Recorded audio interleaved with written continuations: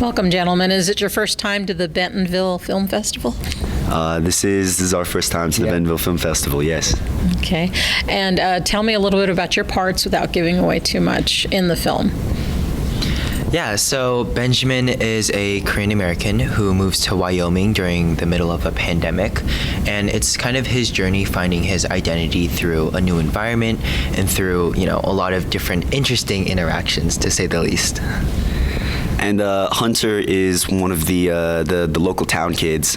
He has kind of just sort of taken on these not so great views about newcomers, and so he is kind of everybody projects on him, and so then he outwardly projects that whenever he meets new people. And throughout the course of the film, he is able to learn and grow from his previous sort of wrongful behaviors, and it's a really beautiful character arc. Yeah. He's an open-minded bully.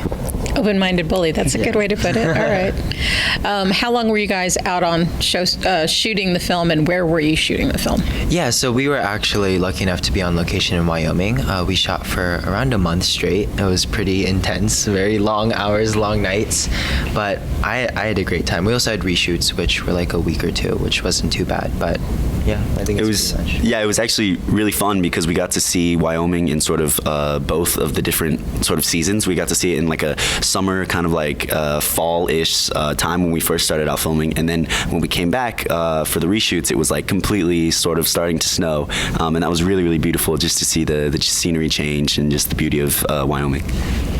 A lot of cheating.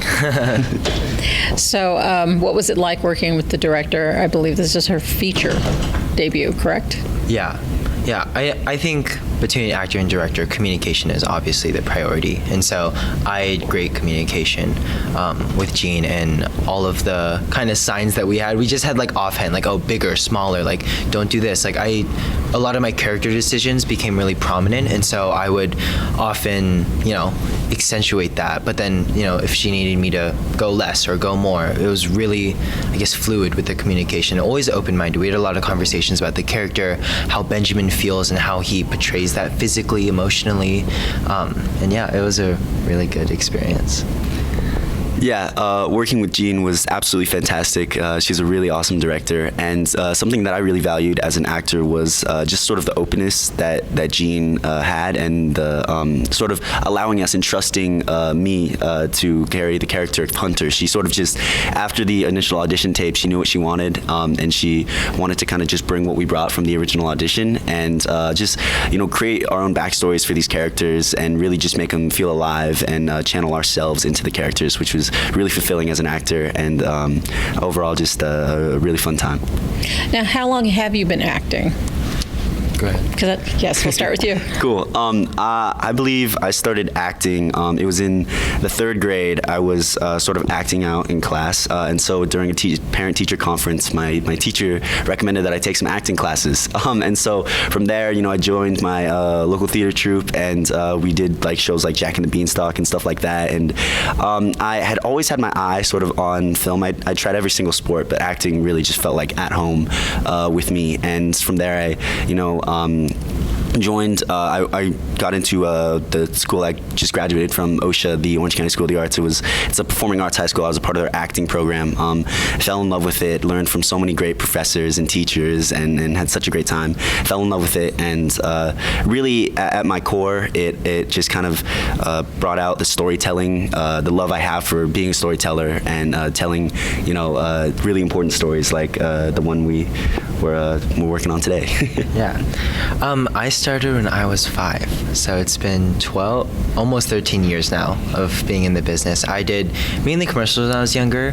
My mom always wanted to prioritize me staying in school, always having that backbone of education, and other options, routes for, occupations, because acting is very versatile, and you never know, when your next job is going to be or anything. So it was kind of, I like to treat it as a hobby, and I think as I'm reaching 18 in 2 months, I'm treating it a lot more seriously. I transitioned into film and theater, or not theater, more just film and television around 11, 12, and haven't really looked back. But I did commercials for a while, and then I agree with West full-heartedly, is that portraying these characters of meaningful stories has brought a newfound passion that I have for the industry. Because all the other things I've worked on, I started in comedy.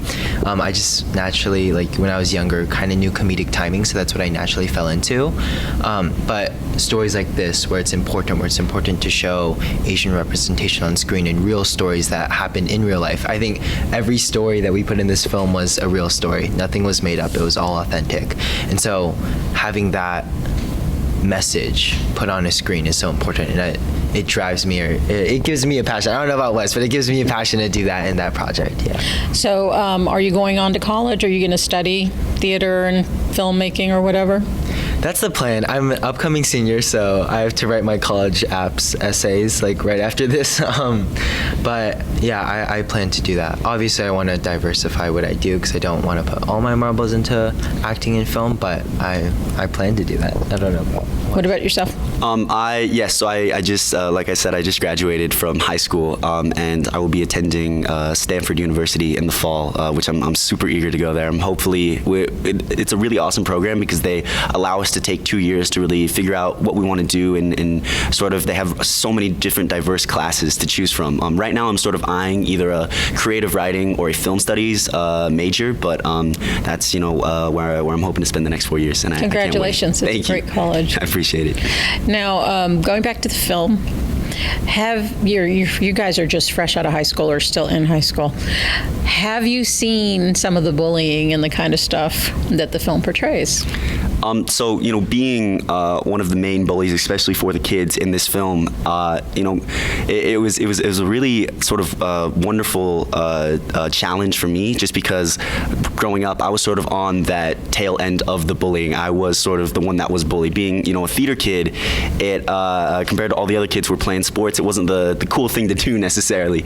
But, I stuck with it. And what I love so much about this festival, and I'm lucky enough to have gone to like a performing arts high school, is I found a community of people who really cherish and have a love for the arts, and I sort of found my community of passionate and motivated young artists, and that just motivated me and inspired me to get through it. What about you, sir? Yeah, I think I'll admit, I've lived a very sheltered life, and my parents were very protective of me, especially with a lot of racism. I think throughout the pandemic, it was evident that so much Asian hate was occurring and happening every single day. And I think that's when I first got started into Asian activism and a lot of my AAPI work. But I always knew the message of this film, and I knew why it was so important to portray. But funny enough, 3 months after we shot, I was in the same town square in Wyoming, and almost exactly the same thing happened that we shot in the film, which had never occurred to me. I've never had a racist encounter until earlier this year, actually. It was just like, it was stupid, just 4 boys pulling up in a truck I was with 2 Asian friends, and we were just snowboarding, just walking around town, and they just started yelling slurs and like extremely racist things. I don't want to repeat that. But I think that kind of opened my eyes to why this is so important. I felt like I could hypothetically empathize or sympathize for a lot of the stories that we were telling, and I felt like I truly knew the message before this happened. But after that happened, the way that I felt, the way that I handled that situation was so different than what I thought it would be. And I feel like it's really difficult to empathize for something without going through it. And after I went through it, I realized the importance of this film and telling these stories of, people, everyone reacts differently in uncomfortable situations. And so portraying that on such a big screen with such big names like Ken Jeong, Jay, Mia, West, portraying that on a big screen is so important because you acknowledge that it's there. You acknowledge the presence and the realness of that. And then once you bring that awareness, then you can start attacking the problem at its root. Thank you so much, gentlemen. Of course. Appreciate it. Thank you. Thank you.